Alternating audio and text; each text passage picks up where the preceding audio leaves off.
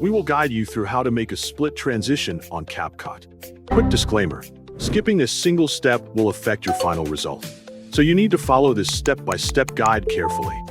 If this guide helpful, don't forget to like and subscribe.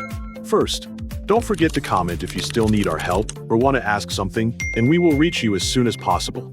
Second, launch the Windows Start menu on your computer and enter CapCut into the search box.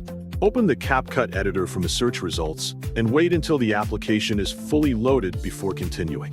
Create a new project or continue editing an existing one, depending on your needs. Import the video clips you want to connect if they are not already available in the project. Arrange the clips in the correct order on the timeline so they play one after another without unwanted gaps.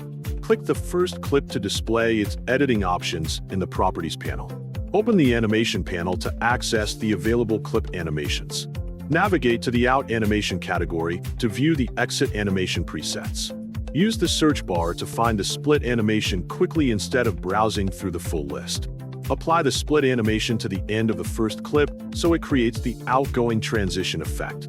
Adjust the animation duration to achieve the desired transition speed, making it shorter for a quicker effect or longer for a smoother movement.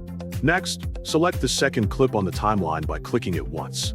Return to the Animation panel and open the In Animation category to view the entrance animation options.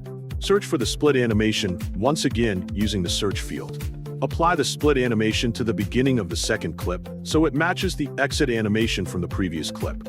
Match the animation timing on both clips carefully to create a smooth and natural transition between them. Play the sequence to preview the split transition and observe how the two clips blend together during playback. Once you are satisfied with the final result, play the project from the beginning to ensure every split transition works correctly without interruptions or awkward timing.